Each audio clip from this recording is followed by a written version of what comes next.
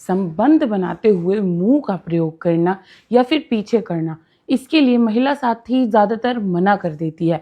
लेकिन पुरुषों के अंदर इस चीज़ को लेकर बहुत ज़्यादा क्यूरियोसिटी होती है और दूसरा वो ये चीज़ें करना भी चाहते हैं।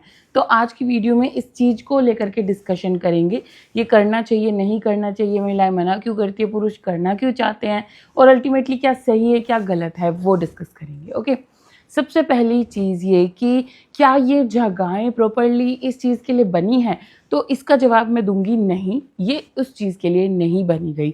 जो भी ये संबंध बनाने की प्रक्रिया है, इसका अल्टीमेट एम होता क्या है, इसका अल्टीमेट एम हम ये भी बोल सकते हैं कि संतुष्टता या फिर दूसरी चीज़ बच्चा पैदा करना, जिसका रास्ता सिर्फ एक ही है महिला के शरीर के अंदर, जो कि है योनि।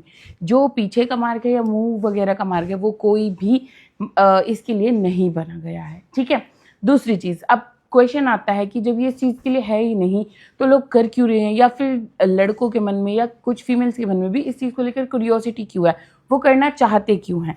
तो इसके जवाब में मैं ये कहूँगी कि सबसे पहले तो जो वो वाली वीडियोस आप देखते हो उससे ये चीज़ मन में जागती है, वो उसमें परफॉर्म करते हुए देखने के बाद। ठीक है, उसके अलावा जो आपके आसपास के लोग हैं, जो आपके फ्रेंड्स हैं, जो भी पीयर ग्रुप्स हैं, वो आपस में डिस्कस करते हैं इस चीज़ को लेकर के, तो क्यूरियोसिटी होती है। जब हम कुछ नई चीज़ें सुनते हैं, कुछ अलग चीज़ें सुनते हैं, तो ऐसा लगता है कि ये करके देखना चाहिए। तो वो एक कारण है इस चीज़ का कि करने की इच्छा आई कहाँ से। ठीक है, उसके बाद तीसरी चीज़ आती है कि जो महिलाएं हैं वो ज़्यादातर मना क्यों कर रही है या नहीं मान रही है, उसका कारण क्या है। उसका कारण ये है कि सबसे पहले तो उनको दर्द से रिलेटेड इशू रहता है। ठीक है, उसके अलावा उसको क्या रहता है कि हाइजीन से रिलेटेड इशू रहता है, चाहे वो कोई भी मार्ग हो इन दोनों में से।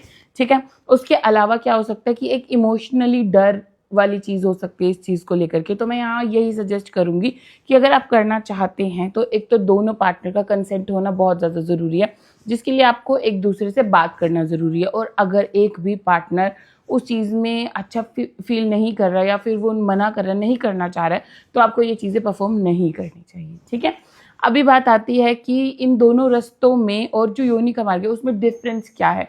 लोग ये वाला भी क्वेश्चन पूछते हैं कि क्यों उसको बोला जाता है, चीज से रिलेटेड है, मतलब वो प्रॉपर रास्ता उस चीज़ के लिए और ये नहीं है। तो मैं यहाँ पे ये भी बता देती हूँ आपको कि जो महिला की योनि होती है ना, वो होती है इलास्टिक मसल्स की बनी हुई। मतलब कि वो मसल्स जो होते हैं, वो जो एरिया है वो इतना ताकतवर है इस चीज़ को लेकर के कि वो जानता है कि वो स्ट्रेच हो सकता है और वापस से रिलैक्स हो सकता है, मतलब खुल सकता है और वापस अपनी पोजीशन में भी आ सकता है। जैसे कि आप देखते हैं कि महिलाओं के अंदर एक प्रक्रिया होती है जिसमें बच्चा पैदा होता है उसी रास्ते से, तो वो कितना ज़्यादा बिग बच्चा जो है निकलता है, तो उसके बाद भी वो अपनी पोजीशन में आ जाता है रास्ता। लेकिन जो बाकी के दो रास्ते हैं उनके अंदर ये कैपेसिटी नहीं है, वो इलास्टिक नहीं है। अगर वहाँ पर आप करते हैं तो ये भी हो सकता है कि महिला को बाद में दिक्कत फेस करनी पड़ जाए। ये मैं पीछे के मार्ग की बात कर रही हूँ। ठीक है, उसके अलावा अगर इन्फेक्शन के रिस्क की बात करें तो लोग सोचते हैं कि गर्भावस्था से बचने के लिए हम इन दो रास्तों को चूज करके और जो संतुष्टता है वो पाले और दैट्स इट। लेकिन आप गर्भावस्था से तो बिल्कुल बच जाएंगे, क्योंकि ये दोनों रास्ते, पीछे का रास्ता और जो मुंह का रास्ता, वो इस चीज़ से रिलेटेड नहीं है। लेकिन जब भी आप ये सोचेंगे करने की, तो इन्फेक्शन का रिस्क जो है वो उतना ही रहता है। इन्फेक्शन आपको एक दूसरे से हो ही सकता है। ठीक है, अगर आपके एक पार्टनर को है तो। उसके अलावा जैसे छिल जाना, कट जैसा लग जाना, उसके भी चांस बहुत ज़्यादा होते हैं। तो इसीलिए अगर आप ये करना चाहते हैं तो आप दोनों का कंसेंट होना चाहिए। अगर ये सोचते हैं कि ये करना ज़रूरी है तो ऐसा बिल्कुल भी नहीं है।